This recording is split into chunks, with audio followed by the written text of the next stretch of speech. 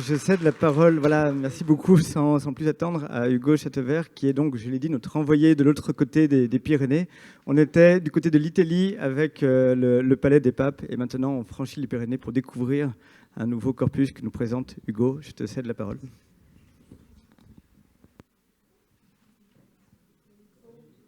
Pas le micro. Je te cède la parole. Merci beaucoup et en particulier merci à Laurent de m'avoir proposé de présenter ce travail et je rejoins ce qui a été dit avant. Ça fait vraiment plaisir de retrouver toute cette atmosphère de la RCPPM. Donc un grand merci pour ça. L'idée aujourd'hui est de présenter une base de données que j'ai constituée à partir de 2020 dans le cadre de mon travail de thèse, donc, qui portait sur les charpentes peintes médiévales en Aragon et en Catalogne. Donc en effet, on passe les Pyrénées. L'idée, c'est de vous présenter cette base pour l'ouvrir justement à la discussion, à son éventuel usage futur, des éventuelles remarques et critiques, puisqu'évidemment, c'est une base qui peut tout à fait, sur laquelle il y a sûrement encore beaucoup de choses à faire. Alors, je ne sais pas si elle peut se projeter. Alors, j'ai créé cette base parce que, donc, du fait de mon sujet qui était par nature un sujet de nature sérielle, puisque j'avais un corpus d'environ 150 charpentes. Donc très rapidement s'est posé la question au début de mon travail de comment traiter ce corpus, et donc pour ça évidemment la question des bases de données. Et un peu par hasard, je me suis penché sur la solution qui a ses limites, on va le voir, hein, mais la solution de la faire pas par une base qui serait un peu institutionnelle ou un logiciel de base de données, mais plutôt de passer par WordPress. Au départ, je l'ai fait parce que j'avais l'impression que ça allait me donner plus de liberté, plus de flexibilité également, et que ça allait la rendre plus facilement accessible et diffusable. Et également, je pensais que WordPress allait pouvoir créer une interface facilement lisible qui peut être utile lorsqu'on travaille de manière sérielle. Alors, vous avez ici tout simplement la page d'accueil, et c'est une base de données qui a une structure de base extrêmement simple, peut-être trop justement, puisqu'il y a deux tables, tout simplement une table charpente, avec l'ensemble charpente tout simplement, et ensuite évidemment une possibilité de chercher image par image. Donc la structure de base de la base est évidemment très simple. Je ne vais pas trop insister là-dessus, mais pour l'instant ce site est seulement une base de données, il peut avoir vocation d'être également un blog, ce que je voulais faire, ce qui n'est pas encore impossible, y intégrer un lexique, des articles de réflexion, notamment sur les analyses sérielles et les bases de données, une bibliographie. Donc, évidemment, c'est aussi l'avantage de WordPress, c'est qu'on peut y intégrer l'aspect tout simplement blog. Alors, je vous propose qu'on regarde ensemble un peu tout simplement à quoi il ressemble. Alors, si on regarde le moteur de recherche sur les charpentes, donc vous avez ici cette interface sur les charpentes. Alors, je le précise, actuellement, il y a 266 charpentes qui sont indexées. On en a donc 94 pour l'Aragon, 54 pour la Catalogne. Et dans le cadre du PNV qui avait été fait il y a 1 an et demi, justement, c'est la possibilité d'ouvrir cette base. J'ai indexé 118 charpentes occitanes. Alors, j'ai essayé d'indexer toutes les charpentes de ces 3 régions. Alors, évidemment, il n'est pas du tout impossible, c'est même à peu près sûr que j'en ai oublié, mais en tout cas, j'ai essayé d'être exhaustif. Alors, l'idée de cette interface de recherche avancée, c'est qu'elle permette immédiatement un premier niveau de recherche, qui serait donc la recherche et l'analyse sérielle, avec tout de suite des données chiffrées, sans être obligé de regarder en prenant du temps les détails des charpentes et ainsi de suite. Donc, par exemple, je vous donne un exemple. Si on veut regarder les charpentes, mettons, des XIIIe et XIVe siècles, qui se situeraient, pardon, je descends un peu rapidement, qui se situeraient dans une maison urbaine. Voilà, une recherche assez simple. On peut arriver tout de suite, vous voyez, assez rapidement à des conclusions intéressantes, puisque l'avantage, c'est que les chiffres sont tout de suite donnés. Vous voyez ici, on peut voir directement que l'Aragon se distingue, par exemple, puisqu'on n'a que 5 charpentes pour cette période, 13e, 14e siècle, dans un espace domestique. et donc 20 et 24 pour l'Occitanie. Donc l'idée maintenant, c'est par exemple si je clique sur Aragon, on peut voir directement avec une image et les informations essentielles de localisation et de datation ces charpentes. Et là, par exemple, pour l'Aragon, on constate en fait qu'il n'y a qu'une seule charpente qui date de la fin du XIIIe siècle, qui est le palais de Huesca de Villahermosa, et qu'ensuite, en fait, tout le reste, c'est des charpentes de la toute fin du XIVe, début XVe. Donc, vous voyez, en une recherche simple, on arrive à une conclusion que pour l'Aragon, à la fin, au XIIIe, début XIVe, on n'a pas ou presque pas de charpente domestique de charpente peinte domestique.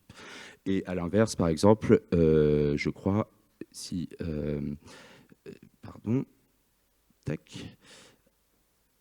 Si on veut rajouter, par exemple, le lieu de culte, eh bien, on retrouve cette fois, par exemple, en Aragon, on constate par contre qu'à la fin du XIIIe siècle, début XIVe, très rapidement, on a tout un ensemble assez riche de charpentes peintes. Donc, c'est juste pour vous montrer que j'ai essayé de construire cette interface pour avoir des réponses rapides à tout un tas de questions selon diverses approches. Alors rapidement, il y a évidemment la possibilité de chercher les charpentes tout simplement par nom. Alors concernant le nom des charpentes, j'ai toujours essayé en fait d'intégrer la ville, ce qui permet de taper, par exemple, si je veux taper Montpellier, si je sais écrire Montpellier. Du coup, on peut rechercher rapidement toutes les charpentes de Montpellier, évidemment. Et ensuite, l'idée dans la nomenclature de la charpente, c'est de mettre l'édifice, soit en l'associant à une adresse, soit un nom d'édifice lorsqu'il est connu, comme le palais des archevêques de Narbonne ou quelque chose comme ça. Et quand il y a plusieurs charpentes dans le même édifice, tout simplement ajouter dans le nom premier étage ou ainsi de suite l'emplacement de la charpente. Donc ensuite, évidemment, on l'a vu, une recherche par datation, une recherche par localisation plus ou moins précise.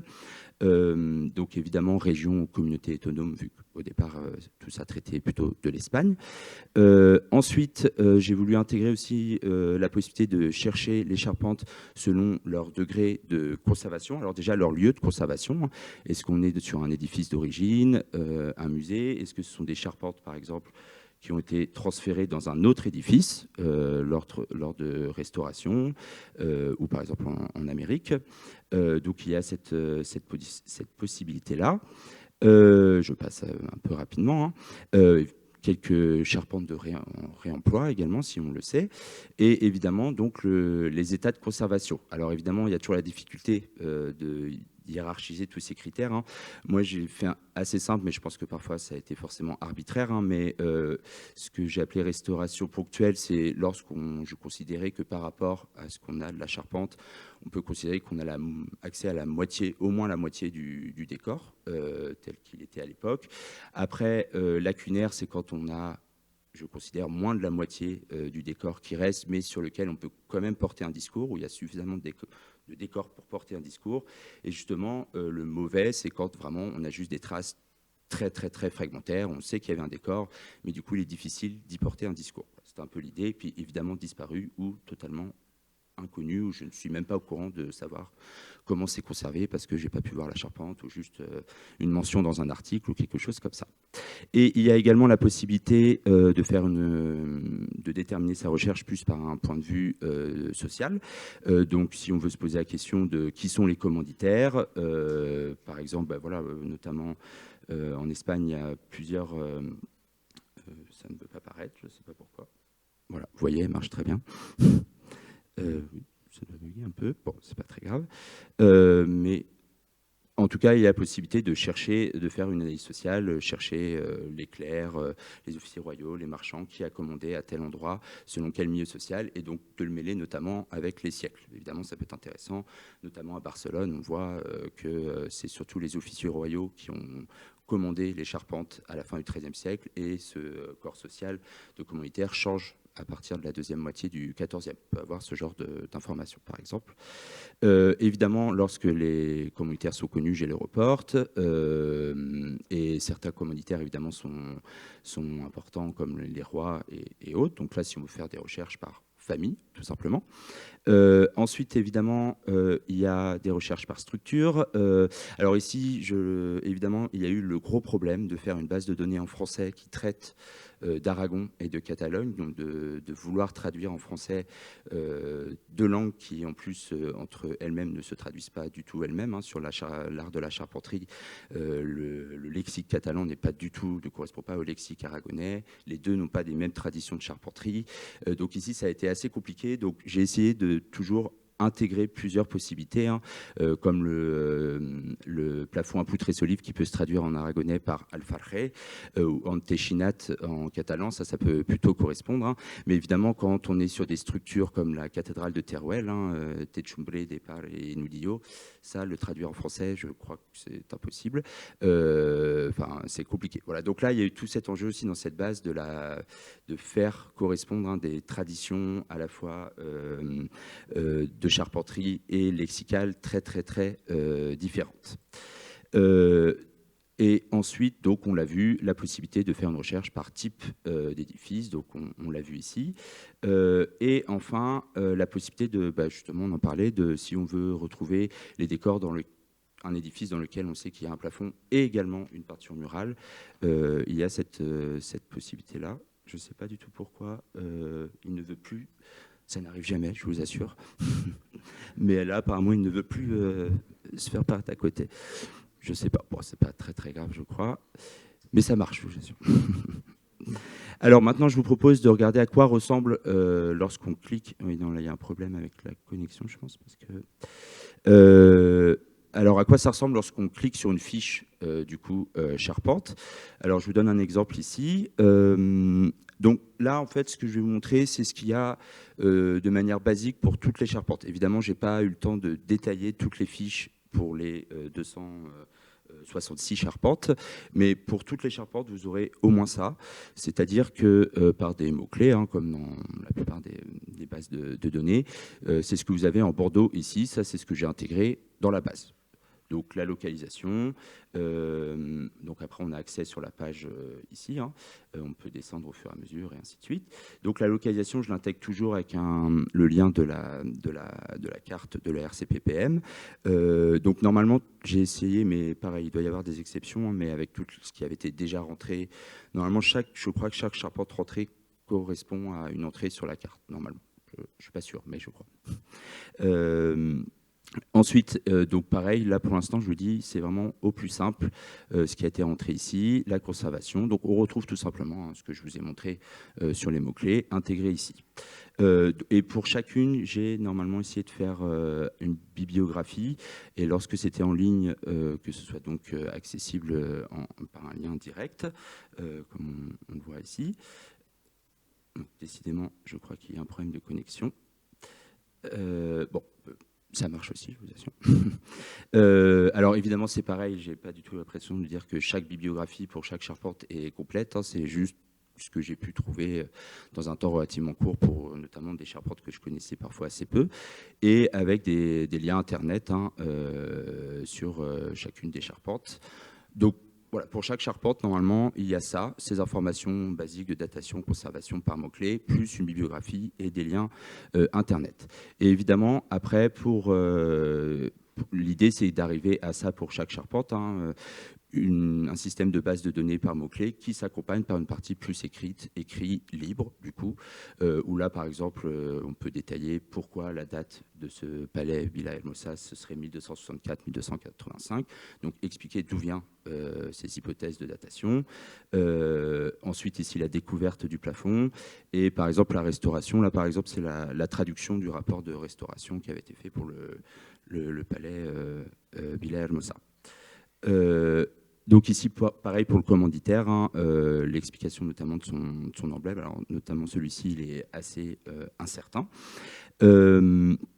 Et ensuite, intégrer les plans lorsqu'on en a, la description de la structure, donc là, qui mériterait d'être étoffée pour celui-ci. Et donc, intégrer la possibilité de voir les schémas et plans pour chacune des charpentes. Et ensuite, l'histoire de l'édifice, les différents propriétaires, des photos de l'édifice si on a, et pareil, la bibliographie avec les articles en ligne. Voilà pour la partie table charpente. Et donc maintenant, je vous propose de voir la même chose, mais donc sur la table accès aux images. Alors pour l'instant, les images, c'est une base qui a 2800 images. Alors très peu pour l'Occitanie, parce que l'Occitanie, on a juste fait on avait commencé, donc l'idée c'était d'intégrer toutes les charpentes. Par contre, l'Occitanie, il y a surtout des motifs ornementaux qui ont été intégrés pour l'instant parce que c'était le projet du PNV. Donc il y en a 220 pour l'Occitanie, mais évidemment l'Occitanie c'est un chantier. Mais pour la Catalogne, on a 1380 et 1200 en gros pour l'Aragon. Alors évidemment, attention, j'ai voulu vraiment intégrer chaque petite image de charpente. Donc en fait, chaque petit couvre-joint orné est intégré. C'est pas, évidemment, il ne faut pas penser qu'il y a 2000 closoirs magnifiquement peints. C'est toutes les petites images. Par exemple, si on regarde, vous voyez un des palais de Barcelone, du Marquès d'Ello, il y a 506 images, et c'est pas 506 closoirs, c'est tous les petits motifs ornés et ainsi de suite. Voilà. Alors ici, donc, vous voyez, ça se présente exactement de la même manière. Donc juste explorer rapidement les catégories. Alors évidemment pour les images, ouais, je crois qu'il y a vraiment un problème de connexion. Bon, c'est pas très grave.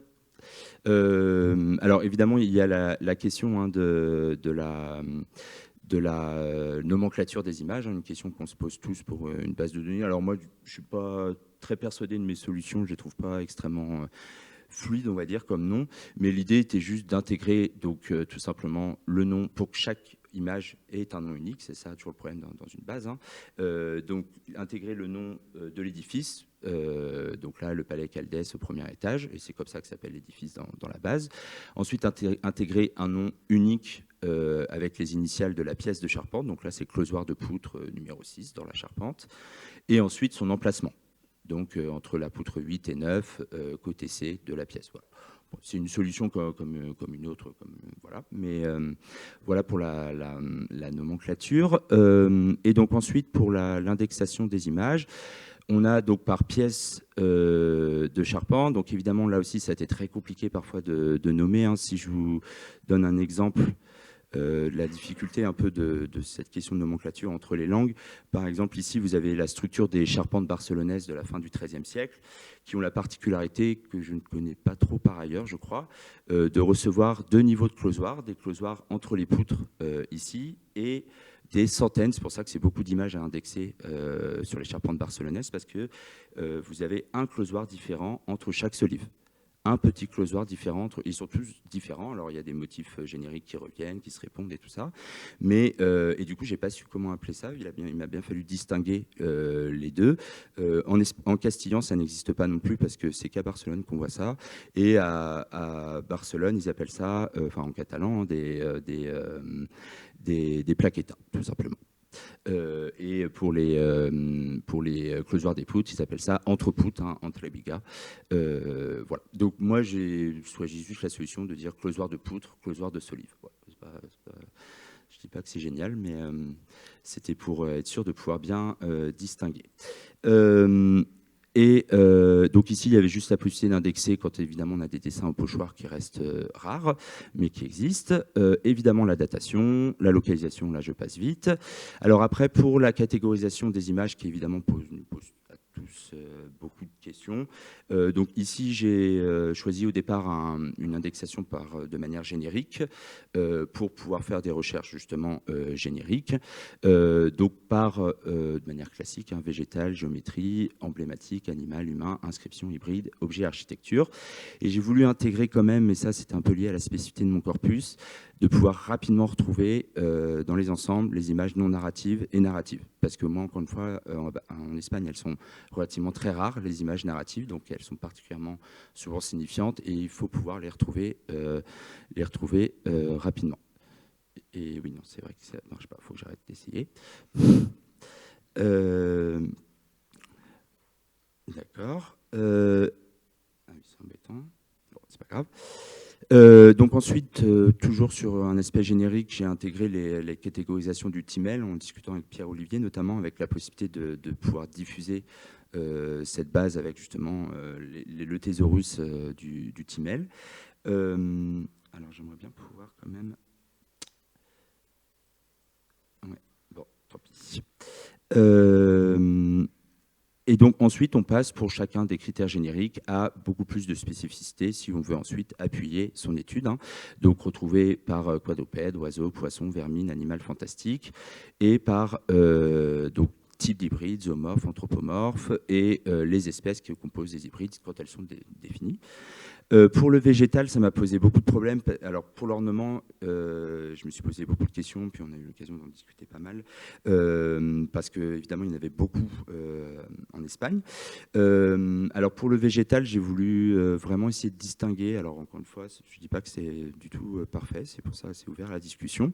Ce que j'ai appelé le statut du végétal dans l'image, une forme de fonction du végétal dans l'image pour pouvoir différencier le discours qui est porté avec lorsqu'il a une fonction ornementale, si on reprend plutôt du coup la division traditionnelle cette fois de l'ornement.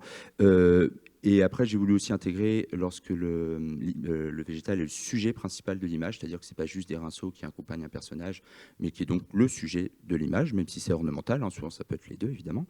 Lorsque le végétal est intégré comme élément d'hybridation, comme souvent avec les personnages, dans la continuation des langues ou dans les hybrides ou ainsi de suite, et lorsqu'il est intégré comme élément narratif.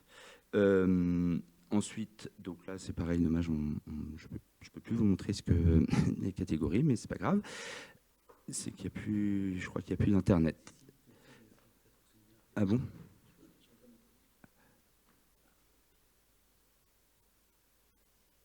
Ah oui, d'accord. D'accord, merci. Alors voilà de toute façon pour le végétal. Donc là, c'est juste essayer de nommer avec le vocabulaire, l'ornement, le végétal. Et donc pour le géométrique, ça m'a posé aussi énormément de problèmes parce qu'il y a un foisonnement géométrique en Espagne lié à l'influence de l'art islamique. Et j'ai pas vraiment trouvé de solution, en fait, pour tout vous avouer encore, parce que c'est dur de nommer les formes géométriques. Eux-mêmes n'avaient pas forcément, à part certaines formes évidemment très distinctes et très reconnues. Sinon, c'est juste un foisonnement de courbes entrelacées et ainsi de suite. Donc, c'est très difficile de vouloir toutes les séparer. Mais donc là, j'ai juste voilà, indiqué les formes et pouvoir retrouver. J'ai essayé d'être le plus générique possible. Comme ça, au moins, je savais que là, il n'y avait pas d'erreur en étant générique. Et je ne voulais pas trop m'engager ensuite sur du plus spécifique parce que je n'en avais pas moi-même la solution. Alors, j'ai voulu intégrer ici, mais ce n'est pas une réussite. Je pense que en fait, j'ai voulu intégrer les fonctions données par Gombrich dans son livre sur l'ornement, Sense of Order, qui m'avait paru intéressante sur le moment où l'ornement soit remplit l'image, soit encadre, soit relie, les trois fonctions. Mais en fait, dans la pratique de l'indexation, bon, c'était en fait beaucoup moins pertinent que ça me l'a paru en le lisant. Bon. Alors pour l'emblématique, évidemment, je pense que pareil, on n'est pas du tout au niveau évidemment de ARMA ou de toutes les bases de données emblématiques qui peuvent exister. Là, ça reste assez basique. Donc là, il n'y a que les armoiries, mais évidemment, il peut y avoir d'autres emblèmes que j'ai voulu indiquer quand même. Et ensuite, ça fonctionne juste par un blasonnement que je tape moi-même dans la base de données. C'est pour ça, c'est très simple. Mais évidemment, par contre, si on veut retrouver des meubles, il lui suffit de taper tout simplement le meuble et on les trouve, mais ça reste assez limité. Et l'identification évidemment des familles lorsqu'on les a, qu'on veut les retrouver. Et ensuite, il y a la question épigraphique avec une différence évidemment. Pourquoi ils ne mettent aucun la différenciation faite décidément. Il y a quand même un petit souci, mais c'est pas grave. Bon, la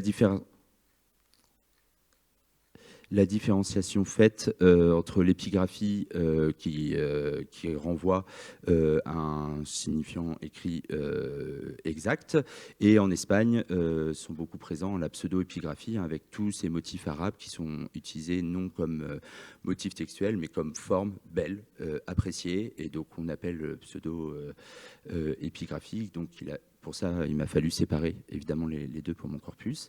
Et ensuite, l'intégration de la langue, du support de l'épigraphie, du type d'inscription. Donc moi, je n'ai que des prières pour l'instant, mais évidemment, il peut y en avoir bien d'autres. Et donc ensuite, pour terminer, objet et architecture. Et pour terminer rapidement, voilà comment se présente lorsqu'on veut cliquer sur une page. Hein. Donc de manière assez simple, il y a tout simplement les entrées de la base qui apparaissent.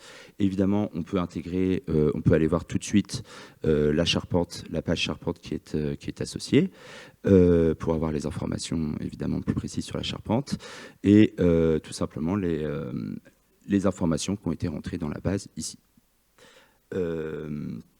Et évidemment, la possibilité de mettre une description également de manière plus libre et textuelle.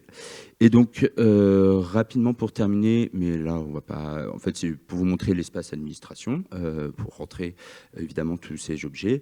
Mais donc, ça se présente comme ce que vous avez vu pour la recherche, hein, avec évidemment tout est pré-rentré.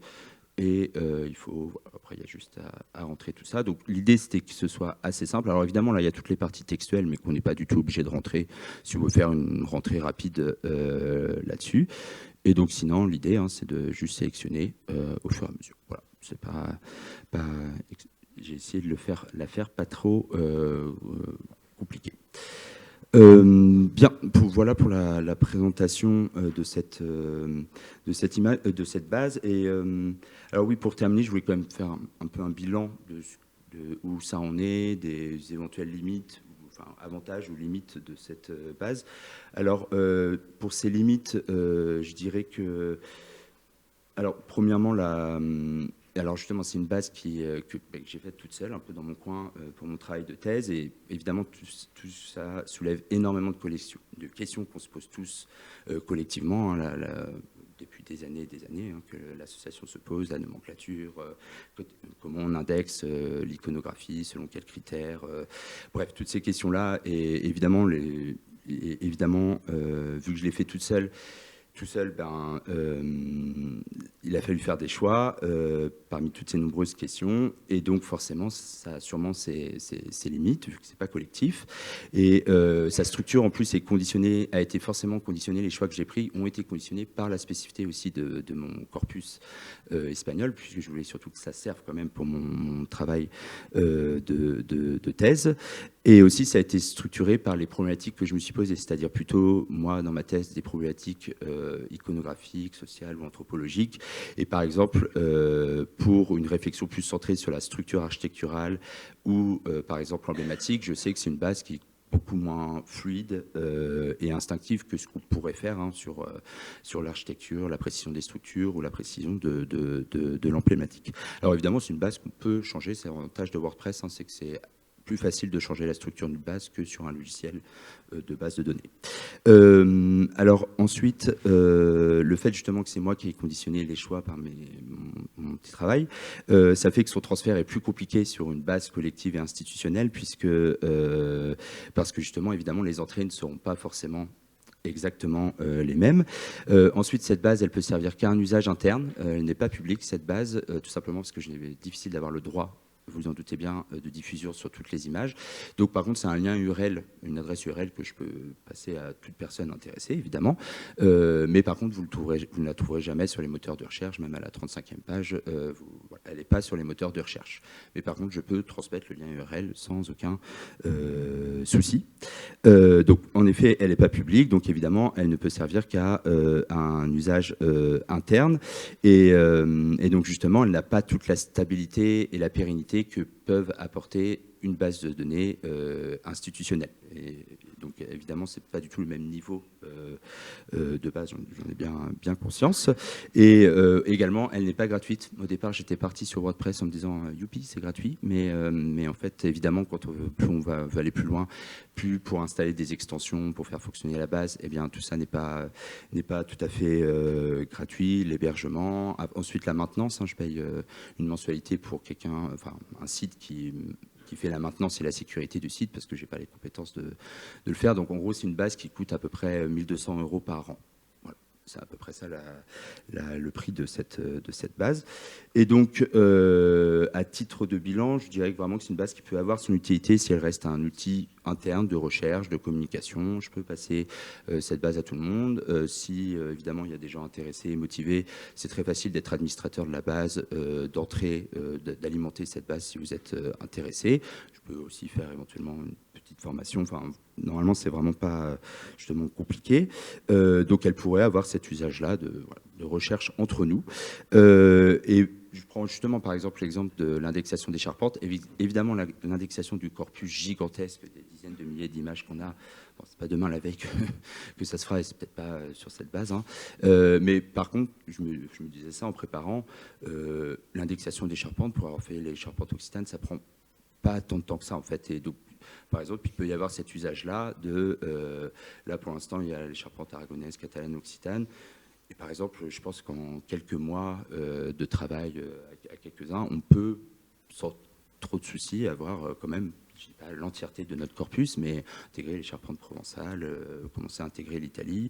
Et assez rapidement, on peut avoir un outil où au moins on peut se dire, tiens, on veut savoir ce qu'il y a au XIIIe siècle dans l'ensemble de l'arc. Enfin, je pense qu'au moins sur la partie charpente, ça peut peut-être avoir cet usage-là assez rapidement.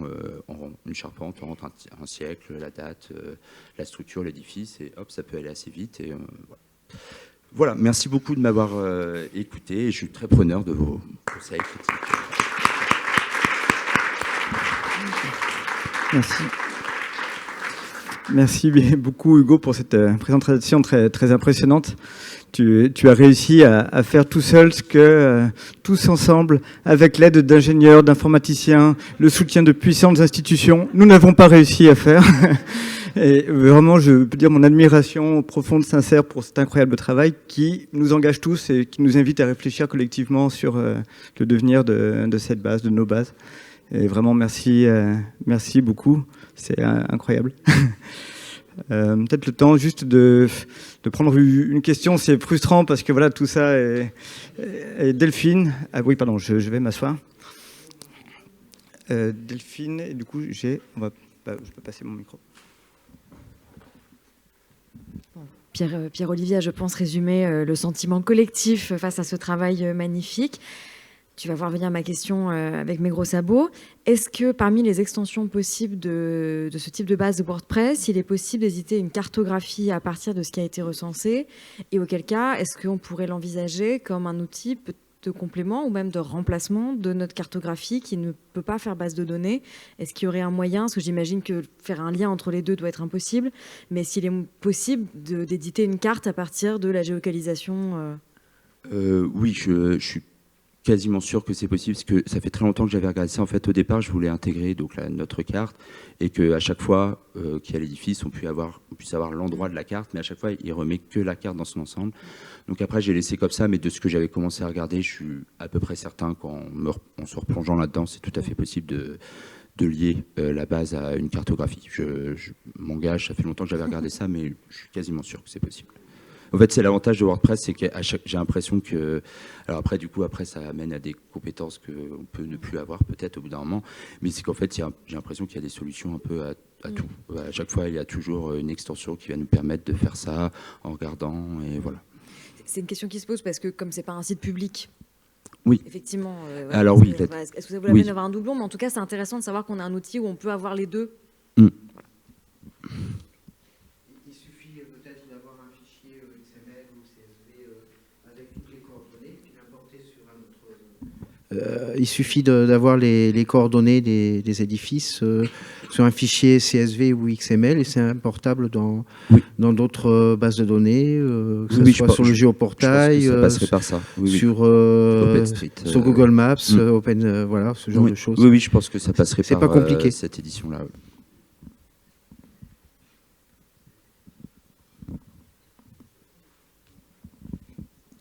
On pourra reprendre la discussion. Il faut qu'on la reprenne. Mais je vais peut-être juste inviter Maud à venir me rejoindre ici pour qu'on... C'est les mystères, les fantômes de la grâce qui... Merci encore Hugo. Et pour qu'on vous dise simplement un petit mot de ce qui va se passer dans ces murs dans quelques mois. Et j'en profite pour dire qu'après cette très brève intervention, donc nous aurons notre assemblée générale et que si jamais parmi vous certains doivent partir plus tôt, eh bien effectivement n'oubliez pas d'émarger la liste des adhérents. En sortant, Guy m'a rappelé à juste titre qu'il faut s'inscrire. Georges, tu veux nous rejoindre ?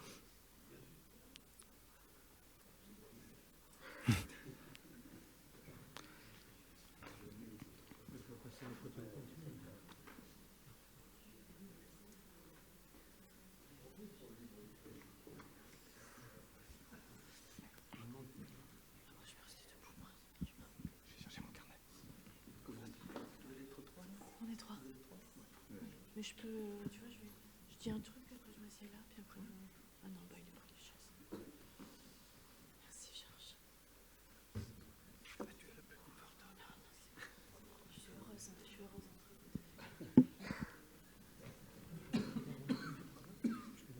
Non, j'ai rien à montrer. Moi non plus, je n'ai pas appris C'est parce que ça change. Je commence, hein, Pierre-Olivier. Oui. Alors, je reprends la parole donc pour vous présenter un petit peu le contexte dans lequel cet événement va se passer, mais d'abord celui dans lequel il a été pensé. Donc, vous savez que l'abbaye médiévale de la Grâce est devenue un EPCC, un établissement public de coopération culturelle, en 2022. Et quand il a été créé sur la thématique, puisque tous les EPCC sont thématisés, et celui-ci a été créé sur la thématique Art de voir, art de lire. C'est une thématique qui a été souhaitée par le comité scientifique et par Patrick Boucheron pour inclure les plafonds peints qui font la caractéristique de la Grâce, donc art de voir, les plafonds, art de lire, la littérature aussi, puisque le PCC a vocation à accueillir des auteurs en résidence et à organiser l'événement du banquet du livre qui existe depuis de nombreuses années. D'abord l'été et ensuite, en raison de son succès, sont nés 2 autres petits banquets, le banquet de printemps et le banquet d'automne. Donc d'emblée, le projet de l'EPCC était d'inclure la RCPPM comme partenaire des missions de l'abbaye, et c'est ainsi que nous avons rencontré donc, le directeur fraîchement nommé Jean-Sébastien Style, qui a pris contact avec nous, et nous avons cherché quelles seraient les modalités, les possibilités de collaboration. Et on s'est dit, la RCPPM peut fournir des contenus de médiation, par exemple, mais surtout, au fil de nos discussions enflammées, sont nés des projets plus ambitieux, comme celui d'organiser un événement scientifique dédié au plafond. Et le projet a pris de l'ampleur. Alors, la temporalité choisie, c'est celle du banquet de printemps 2025, c'est-à-dire le week-end de l'Ascension, du 30 mai au 1er juin. Je vous laisse noter la date. La thématique choisie est la suivante, monstres, hybrides et chimères. Alors pourquoi cette thématique ? D'une part pour nous obliger à aborder dans son ensemble un corpus d'images que l'on trouve sur une centaine, des milliers de closoirs et que nous n'avons pas forcément encore abordé de front. Et d'autre part, c'était une demande de l'EPCC d'avoir une thématique susceptible de plaire au grand public. Donc la RCPM et l'abbaye de la Grâce coopèrent pour organiser différents événements qui vont vous être présentés par mes collègues. D'abord, une exposition de photographie. Donc, derrière moi, je t'explique. Voilà, je laisse la parole à Georges Puchal. D'accord, merci. Oui, donc, ça sera une exposition de photographie des fonds de la RCCPM. Et puisque depuis le temps que nous œuvrons sur les plafonds, nous commençons à avoir une sérieuse collection de photographies, souvent prises de très près. Donc, c'est qui les distingue des photographies qu'on peut prendre régulièrement quand on visite un plafond, etc. Là, c'est avec des dispositifs mis en place spécifiquement pour avoir un maximum de détails pour chacune des photographies. Alors, ce qui défile un peu rapidement derrière moi, mais ça va continuer, j'espère que ça ne va pas donner le tournis. Donc, c'est une première sélection des photographies sur le thème qui a été choisi pour cette exposition et ce colloque, ou ce colloque et cette exposition, c'est-à-dire l'hybridation, qu'est-ce qu'un monstre, qu'est-ce qu'un hybride, qu'est-ce qu'un phénomène. Enfin, il y a plusieurs termes, effectivement, qui se recoupent, en tout cas dans notre imaginaire, qui parfois recouvrent des réalités très précises pour les gens du Moyen-Âge, d'autres fois c'est un peu plus large. Donc, on en reparlera, et on est en train d'affiner tous ces concepts. Donc, donc, on va présenter dans différents lieux, dans 3 lieux ici dans l'abbaye, on va présenter des photographies. Donc, il y aura une photographie choisie parmi la sélection que je suis en train de vous passer en avant-première pour donner une idée de la matière, de la quantité des matières dont nous disposons. Et il n'y a pas la totalité des images, il y a encore d'autres si nécessaire. Donc, il y aura on va jouer un peu sur la taille des images. Dans un premier temps, on s'était dit on va présenter l'éclosoir à l'échelle 1, effectivement. Bon, c'est très petit, comme vous savez tous très bien. Et dans certaines salles, on pourra peut-être en présenter quelques-uns à cette échelle-là, je le souhaite. Dans d'autres lieux, peut-être pour attirer plus de regard du public, ce sera des agrandissements des closoirs ou des détails des closoirs pour accueillir. Et Maud proposait qu'on se cale sur la taille de son chien pour faire des monstres. Son chien est grand comme ça. Donc ça fera des très belles photos. Donc on est en train de réfléchir à tout cela, donc sur ces 3 thèmes-là. Alors c'est que on est à l'heure actuelle, et on a une réunion demain qui va préciser les choses déjà, mais donc vous avez une vraie avant-première. Donc c'est qu'il y aurait un premier espace photographique, j'entends bien, avec, je ne sais pas s'il faut faire ça, pour relancer, non, ça ne va pas. Et pour dire qu'est-ce qu'un monstre, qu'est-ce qu'un hybride, etc. Donc une sorte de petite typologie. Un tout petit peu pédagogique, didactique, je dirais plutôt, et ensuite une grosse partie qui sera une partie plus basée sur l'émotion de chacun, trouver votre monstre, etc., avec peu de texte, effectivement. Et alors, on essaie actuellement de trouver une bonne relation entre le texte et l'image. Est-ce que ça sera un texte séparé? Est-ce que ça sera un petit texte dans l'image et un texte plus complet ailleurs? On est en train de chercher la solution. Voilà, donc ça c'est une annonce en avant-première et espérons que ça va plaire non seulement à nous bien sûr, mais surtout à un public très vaste qui ne connaît pas les plafonds et qui par ce biais-là va venir à s'intéresser au plafond peint et à la représentation de toutes ces chimères, toutes ces merveilles comme on dit dans les textes médiévaux.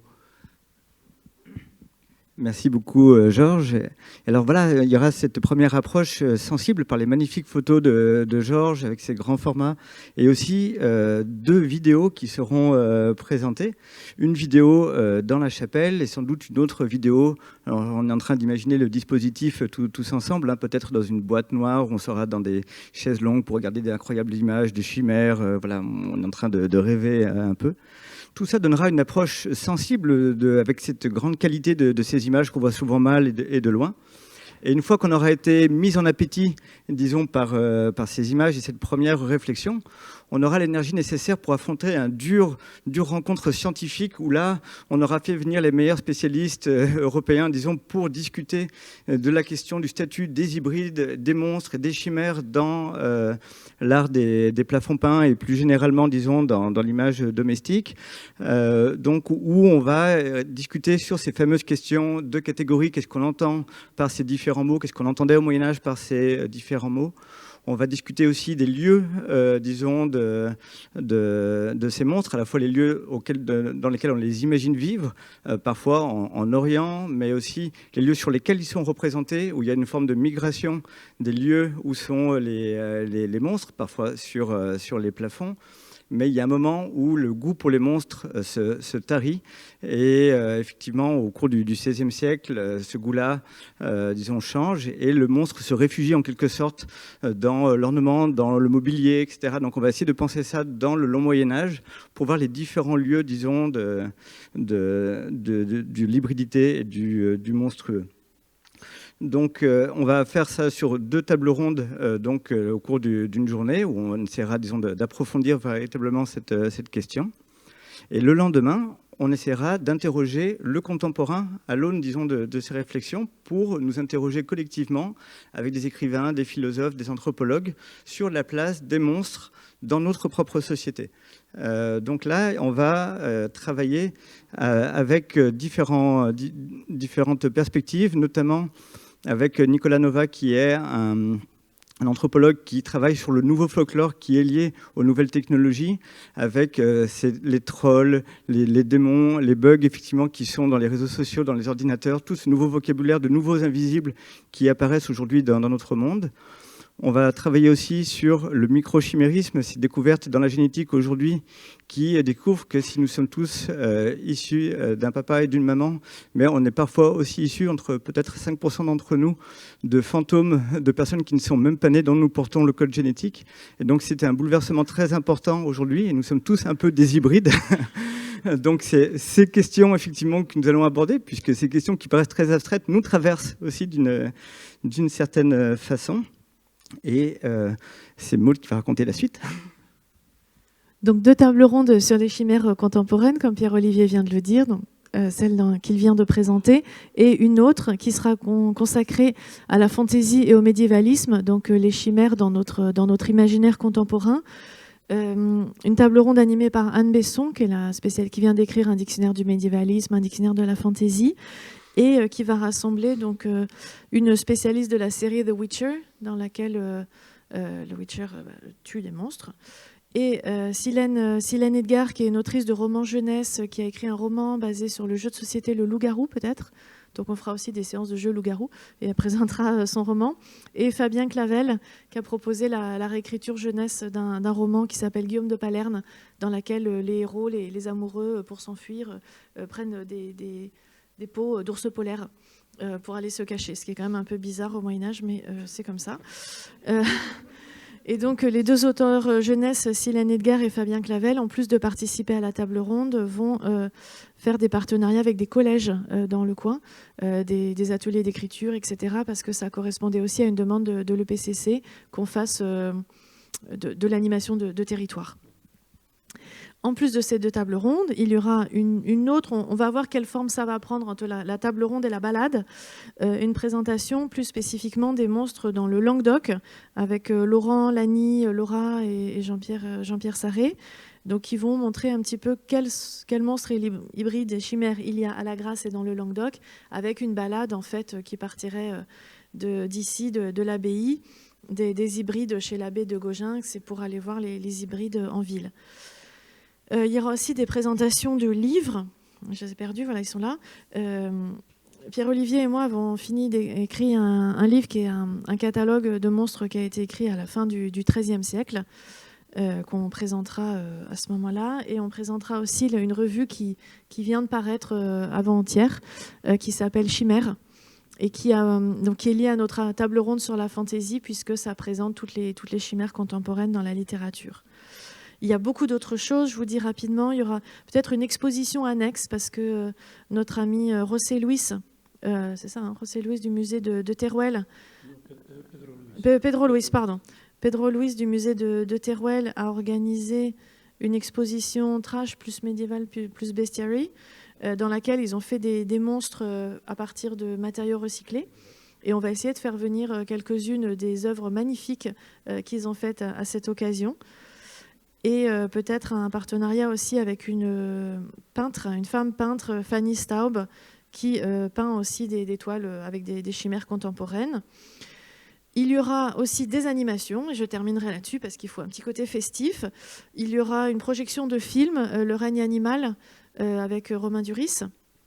Il y aura des projections de courts-métrages sélectionnés par l'ABI. Il y aura un concert, une création musicale du trio Nota sur le thème des métamorphoses, et sans doute un bal aussi, un bal, un thé dansant le dimanche après-midi, pour lequel nous allons proposer au public de porter des masques dessinés à partir de closoirs, dessinés par Jean-Pierre Sarré. Donc vous voyez, nous ne manquons pas d'idées. Nous aurons encore beaucoup d'autres idées d'ici le mois de mai. Donc nous vous invitons à venir participer à cet événement qui se veut aussi exigeant sur le plan scientifique que ouvert à tous les publics, puisque c'est la vocation de l'EPCC de médiatiser, de faire connaître, et on est pleinement dans cette optique également. Voilà. On va faire peut-être une petite pause avant de passer à l'AG. Est-ce que Monsieur le Président veut dire un petit mot avant de... Non, on se prend quand même 5-10 minutes de pause, histoire de souffler quand même, de digérer toutes ces incroyables informations. Il restait beaucoup de choses du buffet, on a tout ramené. Jetez-vous sur les tranches de veau au thon pour le goûter. 5h15 pour la reprise. Merci.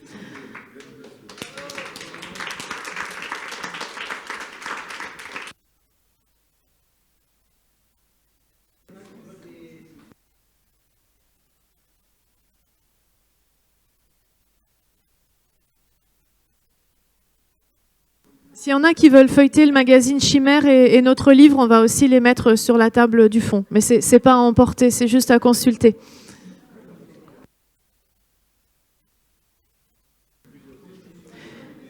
Maintenant. On remercie aussi l'équipe technique, Alexandre et Mathilde, pour leur excellent travail. Merci beaucoup. Et merci aussi à l'ABI pour son accueil.